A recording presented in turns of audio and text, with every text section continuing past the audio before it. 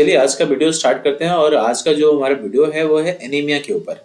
और इस टॉपिक से आप लोग भली भांति वाकिफ होंगे क्योंकि ये टॉपिक काफ़ी इंपॉर्टेंट है। और यदि आप DMLT या BSc MLT के कोर्स कर रहे हैं या आप किसी भी अदर मेडिकल फील्ड से रिलेटेड कोई भी कोर्स कर रहे हो तो वहाँ पे इस टॉपिक को आपने कभी ना कभी जरूर देखा होगा। तो इस टॉपिक को आज हम इस वीडियो के माध्यम से पूरा क्लियर करेंगे। तो आप हमारे वीडियोज को शुरू से अंत तक देखें। तो इसमें हम लोग सबसे पहले क्या देखेंगे कि इसके डेफिनेशन को देखेंगे, फिर उसके बाद हम इसके सिम्टम्स को देखेंगे, एनीमिया के सिम्टम्स को, फिर उसके काउज को देखेंगे, इसका क्या कारण है, एनीमिया होने के कुछ कारण क्या है वो देखेंगे, फिर टाइप्स को देखेंगे। ठीक है। और आज की जो वीडियो है उसमें हम लोग जो न्यूट्रिशनल एनीमिया है उसके टाइप्स को हम लोग यहाँ पे क्लियर करेंगे। ठीक है। तो सबसे पहले एनीमिया क्या है कि एक वैसा कंडीशन है जिस कंडीशन में क्या होता है, जो बॉडी है, बॉडी के अंदर जो रेड ब्लड सेल्स है वो कम होता है। ठीक है। यानी डेफिशिएंसी कर सकते हो, रेड ब्लड सेल की डेफिशिएंसी किसके अंदर, ब्लड के अंदर। ये कह सकते हो हेमोग्लोबिन की डेफिशिएंसी कहाँ होगी कम, तो ब्लड के अंदर। तो सबसे पहला तो आप ये समझ लो, इसके यदि हम डेफिनेशन देखें तो anaemia is a condition that occurs when your blood has lower than normal amount of red blood cell या हेमोग्लोबिन। यानी एनीमिया एक वैसा कंडीशन है जिसमें हमारे जो बॉडी है, बॉडी के अंदर जो रेड ब्लड सेल होंगे वो कम होंगे। ठीक है, नॉर्मल के कंपेरिजन। ठीक है, या हेमोग्लोबिन जो होगा वो कम होगा नॉर्मल के कंपेरिजन में। तो इसके यदि दूसरे डेफिनेशन के यदि हम बारे में बात कर लें तो दूसरा डेफिनेशन इसके क्या दे सकते हैं हम लोग, तो deficiency of oxygen carrying capacity. ठीक है, ये आप दे सकते हो यहाँ पे डेफिनेशन में, deficiency in the oxygen carrying capacity of the blood. ठीक है, एक तो ये दे सकते हो। इसका रीजन क्या होगा कि जो एरिथ्रोसाइट मास हो गए उसके डिमिनिश्ड होने की वजह से ये होता है, डेफिशिएंसी होता है। दूसरा हम लोग इसके और एक डेफिनेशन यदि हम दे सकते हैं तो आप ये दे सकते हो कि जो हेमोग्लोबिन का कॉन्सेंट्रेशन है उसका रिडक्शन हो जाएगा ब्लड में। तो ये भी आप दे सकते हो, रिडक्शन इन द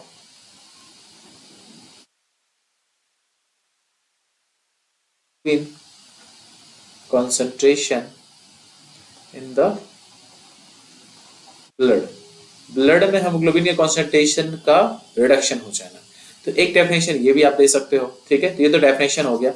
यदि हम लोग नॉर्मल रेंजेस के बारे में हम बात कर लेते हैं तो नॉर्मल रेंजेस में हम क्या देख लेते हैं, चलो नॉर्मल रेंज देख लेते हैं कि आखिरकार जो हेमोग्लोबिन का कॉन्सेंट्रेशन है वो कितना कितना होता है। तो हेमोग्लोबिन का जो नॉर्मल रेंज है वो मेन में कितना होता है, वुमेन में कितना होता है, इन्फेंट में कितना होता है, उसके बारे में बात कर लेते हैं। यदि हम बात कर लेते हैं मैन के बारे में बात करें तो मैन में जो हेमोग्लोबिन कॉन्सेंट्रेशन होगा वो 13.5 टू 17.5 ग्राम पर डी। ठीक है। और यदि हम लोग बात कर लेते हैं वुमेन में तो वुमेन के अंदर ये कितना हो जाएगा, 11.5 टू 16 ग्राम। ठीक है, अलग अलग लैब में इसके अलग अलग वैल्यूज भी होते हैं। कई बार आप यदि CBC लगा रहे हो तो वहाँ पे इसके अलग अलग वैल्यूज भी देखने के लिए मिल सकते हैं। कई तो फिक्स किया हुआ रहता है 11.5 से 17.5 तक तो फिक्स किया हुआ रहता है कई जगहों पे। अब यदि हम इन्फेंट में देखें बात करें तो इन्फेंट्स में क्या हो जाएगा, तो इन्फेंट्स में हमारा हो जाएगा 14 टू 20 ग्राम पर डे। तो ये हो जाएगा हमारे इन्फेंट में। ठीक है, तो ये तो आपके नॉर्मल रेंजेस हो गए। अब यदि हम किसी को एनीमिक कहेंगे तो इसका मतलब ये नहीं हो जाना है कि इसके जस्ट बिलो हो तो हम उसको एनीमिक कर देंगे। ऐसा नहीं कि 12 है किसी का तो उसको मैन में हम एनीमिक घोषित कर दें, ऐसा नहीं कर सकते। यदि अत्यधिक कम हो, जैसे कि 5 है, 6 है, 7 है, यदि 4 है किसी का तो उसको हम लोग एनीमिक कहेंगे। ठीक है। अब ऐसा नहीं कि किसी के 11 हैं तो उसको आप एनीमिक बता दो, ऐसा नहीं कर सकते। ठीक है। अब यदि हम लोग बात कर लेते हैं थोड़े सिम्टम्स के बारे में बात कर लेते हैं, आखिरकार क्या क्या सिम्टम्स होते हैं। यदि कोई पेशेंट एनीमिक है तो उसके कुछ सिम्टम्स तो होंगे। तो उसके सिम्टम्स के यदि बारे में बात कर लें तो ये देखो, सबसे पहला जो हमारा सिम्टम्स है फैटिग।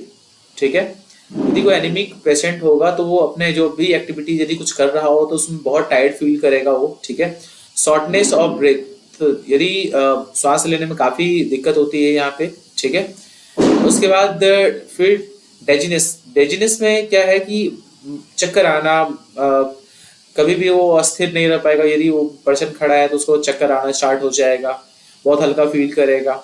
ठीक है, फास्ट या इरेगुलर हार्ट बीट, ये भी इम्पोर्टेंट है कि ऐसा मतलब फील होता है जैसे बहुत फास्ट हार्ट बीट होता है, जैसे कि आप दौड़ के आ रहे हो, तो जैसे दौड़ के आने के बाद जो आपके हार्ट बीट होते हैं उस टाइप का नॉर्मली हार्ट बीट हो जाता है। ठीक है, यदि कोई पेशेंट इनेमिक है तो एनेमिक पेशेंट में क्या होता है, जो हार्ट बीट है वो काफ़ी फास्ट और इरेगुलर हो जाता है। ठीक है, ये एक इम्पोर्टेंट इसके सिम्टम्स है।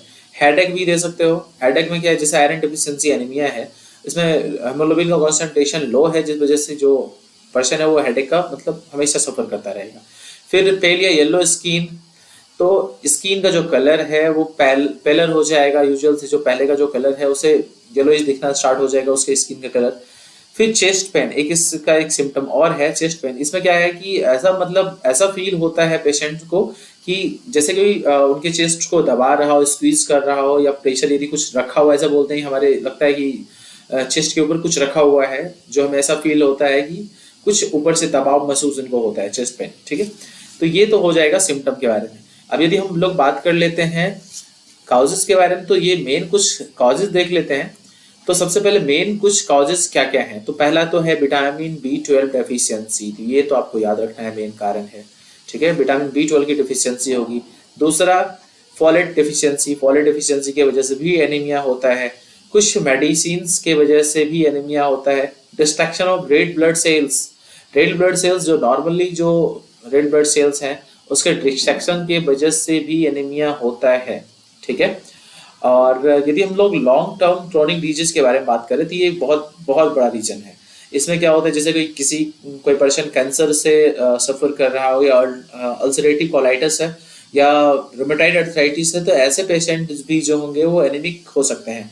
ठीक है, आयरन डेफिशिएंसी एनीमिया, जैसे ये आयरन की डेफिशिएंसी होगी तो उसकी वजह से भी जो पर्सन है वो एनीमिक हो सकता है। ठीक है, क्योंकि आपको पता है कि हेमोग्लोबिन जो है उसके फॉर्मेशन के लिए आयरन बहुत इंपॉर्टेंट कंपोनेंट है, तो आयरन डिफिशियंसी की वजह से भी जो है वो एनीमिया होता है। अब तो ये तो आपको कारण के बारे में पता चल गया। अब हम लोग टाइप्स के बारे में बात कर लेते हैं कि आखिरकार कौन कौन से टाइप्स हैं। ठीक है, तो सबसे पहले जो हमारा जो टाइप होगा, हम लोग क्या देखेंगे, जो न्यूट्रिशनल एनीमिया है उसके बारे में बात करेंगे। तो न्यूट्रिशनल एनीमियाज के बारे में बात करते हैं।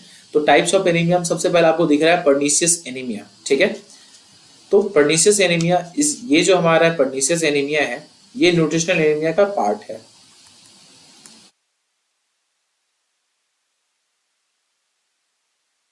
ठीक है, तो न्यूट्रिशनल एनीमिया में हम लोग क्या देखेंगे, सबसे पहले जो पर्नीशियस एनीमिया है इसमें क्या होता है, विटामिन B12 की डेफिशिएंसी। ठीक है,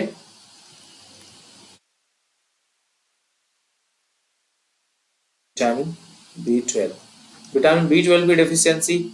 और क्या होता है, ये एक आप ये कह सकते हैं एक ऑटो इम्यून कंडीशन है, जिसमें कि जो बॉडी है वो प्रिवेंट करता है B12 के एब्जॉर्प्शन को। तो ये बहुत बड़ा रीजन है कि जिसमें क्या होता है, विटामिन B12 का एब्जॉर्प्शन हो ही नहीं पाता है पर्नीशियस एनीमिया के कंडीशन में, जिस वजह से ये एनीमिया काउज होता है। ठीक है, तो आप यहाँ भी ये दे सकते हैं कि डेफिनेशन इसका यदि पूछा जाए तो बोल सकते हैं इट इज एन तो इम्यून condition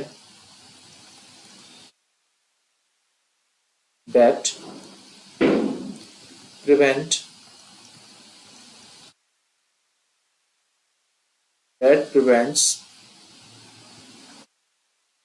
body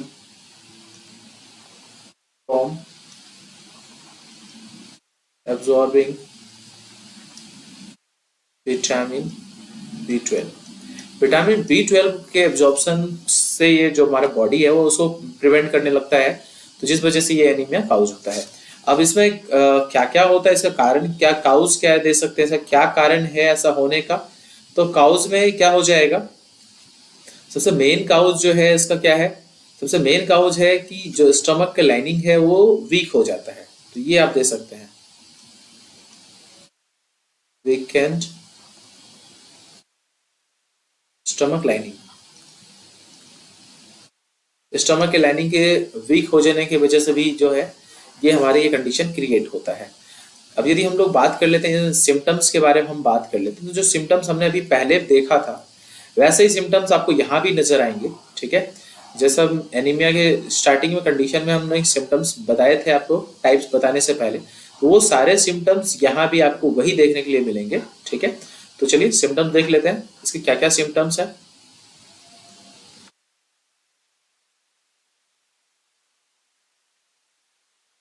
सिम्टम्स के बारे में यदि हम बात करें तो सबसे पहले तो डायरिया, एक तो ये सिम्टम्स आपको यहाँ पे देखने के लिए मिलेगा, क्योंकि यहाँ पे क्या है, स्टोमक की लाइनिंग जो है वो आपको पता चल चुका है कि वीक हो चुका है, तो एक पहला ये कंडीशन डायरियल आ जाएगा, ये थोड़ा अलग है। ठीक है, स्किन का कलर जो है वो पेल स्किन, ये आप दे सकते हो। उसके बाद और क्या ले सकते हैं, तो शॉर्टनेस ऑफ ब्रेथ, ये तो आपको वहां भी देखा था आपने, शॉर्टनेस ऑफ ब्रेथ। ठीक है, और क्या कंडीशन देख सकते हैं, तो हार्ट बर्न, एक यहाँ पे ये भी दे सकते हैं।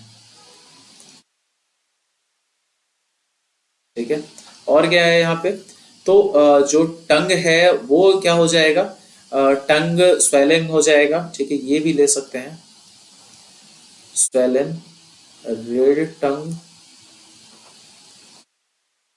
ब्लीडिंग गम्स, ये बहुत बड़ा इंपॉर्टेंट है, यहाँ पे दे सकते हो। ब्लीडिंग गम्स की समस्याएं होती है जहाँ विटामिन B12 वाले जो परनीशियस एनीमिया कंडीशन है उसमें। ठीक है, तो ये इसके कुछ यहाँ पे सिम्टम्स हो गए।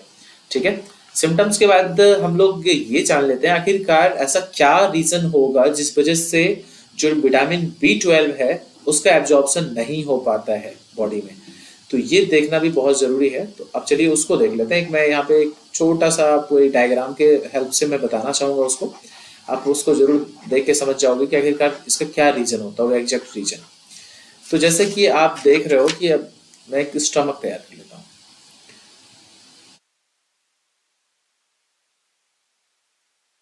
ये हमारा स्टमक, इसके अंदर ये हमारा पेराइटल सेल।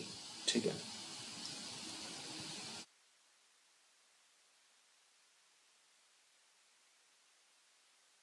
पेराइटल सेल, ये जो पेराइटल सेल है ये क्या करता है, ये सेक्रेट करता है या प्रोड्यूस करता है इंट्रिंसिक फैक्टर को।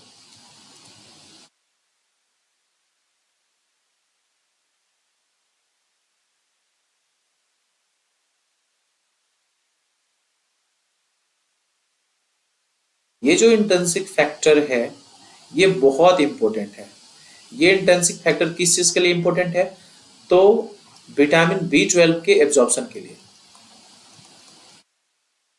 इसके एब्जॉर्प्शन के लिए।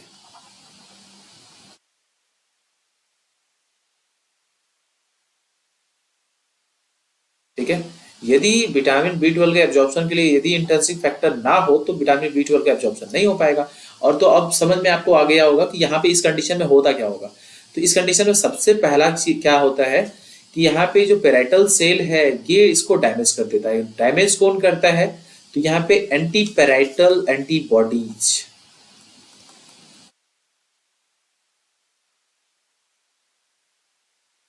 ठीक है, ये एंटी पेराइटल एंटीबॉडी जो है ये क्या करता है, पेराइटल सेल को डैमेज करता है, जिस वजह से जो इंट्रिंसिक फैक्टर है इसका सेक्रीशन नहीं होता है।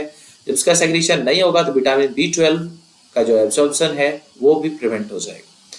तो जिस वजह से ये जो एनीमिया है ये काउज हो जाता है, पर्निशियस एनीमिया। ठीक है, तो ये आपको अच्छे से समझ में आ गया होगा पर्निशियस एनीमिया। अब यदि पर्निशियस एनीमिया के बारे में यदि आता है तो आप ये फ्लो चार्ट के हेल्प से भी आप उसको एक्सप्लेन कर पाओगे, इसको अच्छे से बता पाओगे डायग्राम के हेल्प से भी, और इसका डेफिनेशन भी आप बता दोगे कि डेफिनेशन क्या होगा। ठीक है, चलिए अब नेक्स्ट जो हमारा टाइप है उसको देख लेते हैं, आयरन डेफिशिएंसी एनीमिया। जैसे नाम से ही पता चल रहा है आयरन डेफिशिएंसी, जैसे नाम है आयरन की डिफिशियंसी, तो यहाँ पे क्या होगा, इस एनीमिया इस कंडीशन में क्या होता है, बॉडी के पास एनफ मतलब आप जितना आयरन होना चाहिए उतना आयरन नहीं होता है, तो इस कंडीशन को हम लोग बोलते हैं आयरन डेफिशिएंसी एनीमिया। ठीक है, तो आयरन डेफिशिएंसी एनीमिया के कंडीशन में क्या होता है, जो बॉडी है उसमें आयरन की रिक्वायरमेंट, आयरन की कमी हो जाती है। ठीक है, तो इसमें अब यदि डेफिनेशन के बारे में हम बात कर लेते हैं तो डेफिनेशन क्या हो जाएगा इसका,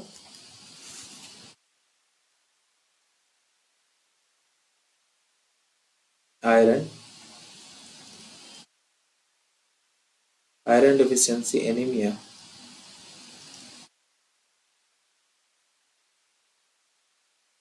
happens when your body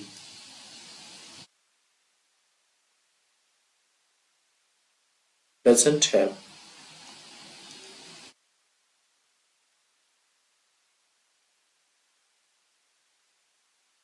enough iron to make hemoglobin। ठीक है, हेमोग्लोबिन के लिए आपको पता है कि हेमोग्लोबिन के लिए क्या चाहिए, आयरन चाहिए। तो आयरन, यदि आयरन की कमी हो जाए बॉडी में, तो आयरन की यदि कमी होगी तो उस कंडीशन में क्या हो जाएगा, हीमोग्लोबिन जो है उसका जो बनने के लिए, प्रिपरेशन के लिए हमें चाहिए होता है आयरन, तो उसकी रिक्वायरमेंट हो जाएगी, जिस वजह से हीमोग्लोबिन का कॉन्सेंट्रेशन डाउन हो जाएगा। और इस कंडीशन में क्या होता है, आयरन डिफिशियंसी एनीमिया कंडीशन में क्या होता है कि बॉडी के पास उतना एनफ आयरन नहीं है जितना चाहिए होगा हीमोग्लोबिन को बनाने के लिए। ठीक है, तो यदि हम इसके काउज के बारे में बात कर लेते हैं और सिम्टम्स के बारे में बात कर लेते हैं, तो सबसे पहले कारण देख लो आप, इसके क्या क्या कारण हो सकते हैं। तो कॉजेज में हम लोग क्या देख लेते हैं, तो सबसे पहला कारण तो ये हो जाएगा पुअर इनटेक ऑफ आयरन। ठीक है, ये आप दे सकते हो, पर intake of dietary iron. Dietary iron का जो पुअर इनटेक होगा, ये पहला हो गया। दूसरा, यदि हम लोग बात करें तो प्रेगनेंसी के टाइम में क्या होता है, जो डिमांड है वो बढ़ जाता है, इंक्रीज्ड डिमांड ड्यूरिंग प्रेगनेंसी।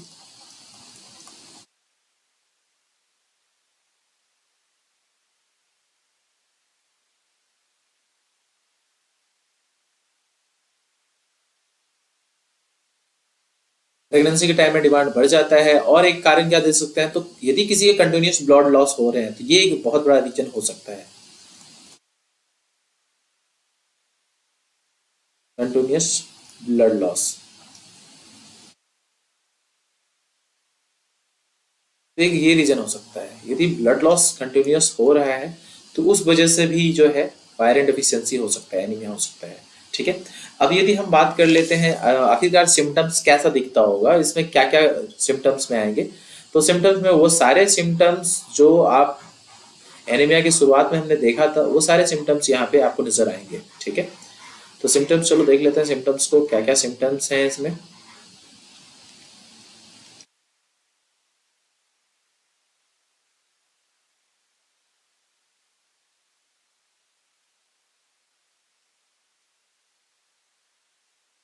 तो सिम्टम्स में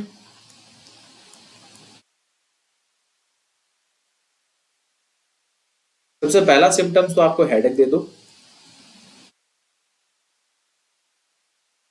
दूसरा सिम्टम्स आप यहाँ दे सकते हो, इरेगुलर हार्ट बीट दे सकते हो।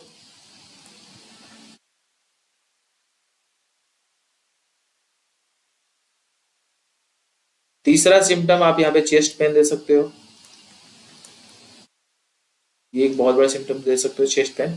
फिर येलोइश स्किन तो दे ही सकते हो, पेल या येलोइश स्किन, ये एक सिम्टम दे सकते हो।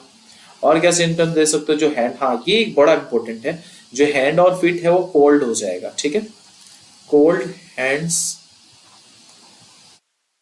एंड फीट, ये सिम्टम्स में दे सकते हो। ठीक है, तो आयरन डेफिशिएंसी एनीमिया को हमने अच्छे तरीके से देख लिया। ठीक है, तो ये आयरन डेफिशिएंसी एनीमिया, तो सिंपल से आपको याद रखना है कि आयरन डेफिशिएंसी एनीमिया में क्या होता है, आयरन की कमी हो जाती है, जिस वजह से जो बॉडी है उसमें हेमोग्लोबिन का जो तैयार होता है, हेमोग्लोबिन, हेमोग्लोबिन के लिए आयरन जरूरी होता है, और हेमोग्लोबिन की कॉन्सेंट्रेशन फिर डाउन होना स्टार्ट हो जाती है। ठीक है, आयरन डेफिशिएंसी एनीमिया के कंडीशन में। अब जो हमारा नेक्स्ट है हमारा है, वो हम लोग मेगालोब्लास्टिक एनीमिया देखेंगे, उसको देख लेते हैं। ठीक है, चलिए नेक्स्ट देख लें, मेगालोब्लास्टिक एनीमिया। जैसे यहाँ पे नाम से पता चल रहा है मेगालोब्लास्टिक। अब यहाँ पे क्या हो रहा है, जो शेप है मेगालोब्लास्टिक में, यहाँ पे शेप में कुछ चेंजेस आएगा। ठीक है, जो रेड ब्लड सेल है उसके शेप में कुछ चेंजेस आएगा, और साथ में यहाँ पे कुछ कमी होगा। किस चीज की कमी होती है, तो मेगालोब्लास्टिक एनीमिया जो है, इसमें सबसे पहला चीज तो आपको याद रखना है, विटामिन B12 और विटामिन B9 दोनों की कमी। ठीक है, विटामिन B12 और विटामिन B9, ये जो हमारा विटामिन B9 है, इसको हम लोग फोलेट बोलते हैं, तो इसकी कमी हो जाती है, फोलेट की कमी हो जाती है। ठीक है, अब जो फॉलिक एसिड है वो कहाँ से हमको मिलता, कहाँ से है, तो जो ग्रीन वेजिटेबल है, फ्रूट है, मीट है, इनसे हमको फॉलिक एसिड मिल जाता है। ठीक है, फ्रूट से मिल जाएगा,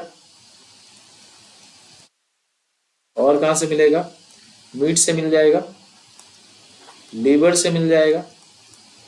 ठीक है, इन सब से आपको जो है वो फॉलिक एसिड मिल जाएगा। ठीक है, अब बात ये कर लेते हैं कि जो मेगालोब्लास्टिक एनीमिया है इसका डेफिनेशन यदि हम पूछा जाए तो इसमें क्या क्या दे सकते हैं। तो आपको सबसे पहला चीज तो पता चलेगा कि इसमें विटामिन की डिफिशियंसी होने वाली है, ठीक है। अब यहाँ पे इसको डेफिनेशन के फॉर्म में लिख लें तो ज्यादा अच्छा है।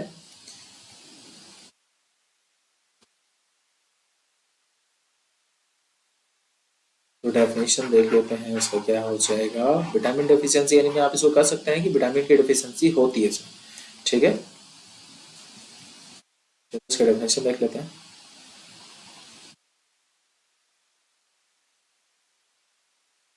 Megaloblastic anaemia is a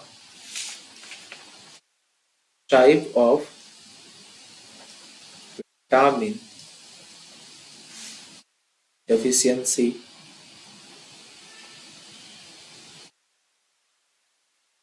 anemia that happens। ये कब होता है? when you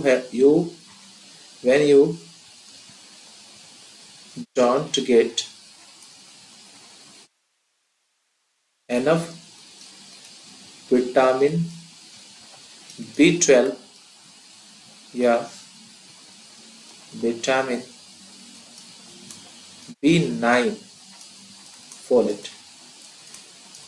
यदि आपके बॉडी को विटामिन B12 और विटामिन B9 यदि ये कम मिलता है तो इस वजह से ये जो मेगालोब्लास्टिक एनीमिया है ये आपके बॉडी में, आप बोल सकते हो कि मेगालोब्लास्टिक एनीमिया से कोई बॉडी सफर कर रहा है, कोई पर्सन सफर कर रहा है, तो उसका मतलब है उसके अंदर विटामिन B12 और विटामिन B9 दोनों की कमी है, ठीक है। उसको जितना चाहिए बॉडी को विटामिन B12 और विटामिन B9 उसके बॉडी को नहीं मिल रहा है। तो ऐसे कंडीशन में क्या होगा, जो पर्सन है वो सफर करेगा किससे?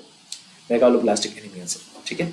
तो आपको ये तो पता चल चुका कि आखिरकार ये जो मेगालोब्लास्टिक एनीमिया है उसके अंदर क्या क्या होता है, तो ये तो आपको पता चल गया है। अब मेगालोब्लास्टिक एनीमिया जो है एक, यदि हम लोग मैक्रोसाइटिक एनीमिया के बारे में हम बात करते हैं तो उसका एक ये टाइप भी है, ठीक है। ये भी आप याद रखो, कई बार ये भी आता है कि मेगालोब्लास्टिक एनीमिया जो है वो किसका टाइप है, तो ये मैक्रोसाइटिक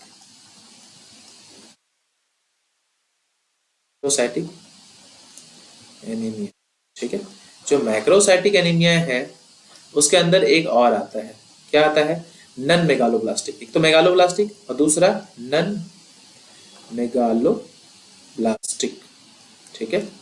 ये दो टाइप, एक तो मेगालोब्लास्टिक हो गया, दूसरा नन मेगालोब्लास्टिक। तो मेगालोब्लास्टिक के बारे में तो आपने अच्छे से देख लिया मेगालोब्लास्टिक क्या है। अब यदि हम लोग बात कर लेते हैं नन मेगालोब्लास्टिक के बारे में, तो नन मेगालोब्लास्टिक में क्या होता है, इसमें अल्कोहल की वजह से, एक तो ये आप अल्कोहल दे सकते हो, ठीक है। नन मेगालोब्लास्टिक जो होगा वो किसके वजह से होगा, तो इसमें अल्कोहल, जो अल्कोहलिक पेशेंट हो, अल्कोहलिक जो मरीज होते हैं उसमें ये देखने के लिए मिलता है ये एनीमिया, ठीक है। दूसरा एक रीजन और दे सकते हैं, रेटिकुलोसाइटोसिस। तीसरा क्या रीजन दे सकते हैं, लीवर डिजीज। और क्या रीजन दे सकते हैं, तो हाइपोथायराइडिज्म, ये भी बड़ा रीजन है। ये सारे कुछ रीजन है इसमें, hypothyroidism, liver disease, reticulocytosis, alcohol. तो ये सब जो है नन मेगालोब्लास्टिक एनीमिया में हो जाएगा, ठीक है। ये सारे रीजन है नन मेगालोब्लास्टिक एनीमिया के होने के, ठीक है। तो अब यदि हम बात कर लेते हैं कि आखिरकार ये जो हमारे एनीमिया है, जो मेगालोब्लास्टिक एनीमिया है, तो मेगालोब्लास्टिक एनीमिया क्या हो गया, विटामिन की डिफिशियंसी से जो होने वाला एनीमिया है वो, ठीक है। और नन मेगालोब्लास्टिक एनीमिया जो है वो जैसे अल्कोहलिक पेशेंट है या रेटिकुलोसाइटोसिस है जिसके, या लीवर डिजीज के पेशेंट है, तो उन सब में ये नन मेगालोब्लास्टिक एनीमिया हमको देखने के लिए मिलेंगे, ठीक है। तो अब जो नेक्स्ट हमारा जो टॉपिक होगा वो हमारा हो जाएगा इनहेरिटेड एनीमिया जो है उसको देखेंगे, ठीक है। लेकिन आज की वीडियो में सिर्फ यहीं तक रहने देते हैं। जो नेक्स्ट टॉपिक होगा, नेक्स्ट टॉपिक में हम लोग क्लियर करेंगे किसको, तो सिकल सेल एनीमिया को क्लियर करेंगे। और जो रेड ब्लड सेल्स के, एबनॉर्मल रेड ब्लड सेल्स के शेप के वजह से जो होता है एनीमिया, उन सबको देखेंगे, ठीक है। सेल्स के काउंट्स के वजह से जो एनीमिया होता है उसको भी जरूर देखेंगे। चलिए आज की वीडियो को यहीं पे समाप्त करते हैं, फिर से मिलेंगे इसके पार्ट 2 को लेके। एनीमिया के सेकेंड जो वीडियोज हमारे होंगे उसमें जो नेक्स्ट जो टाइप्स बचे हुए हैं उसको एक्सप्लेन कर दूंगा मैं। ये काफ़ी बड़ा हो जाएगा और जिससे क्या है कि यदि एक बार में पूरा का पूरा समझना चाहो तो उससे बेहतर है कि थोड़ा थोड़ा करके समझो, वो ज़्यादा बेहतर होगा आप लोगों के लिए। चलिए आज का वीडियो बस इतना ही, बाय बाय, टेक केयर।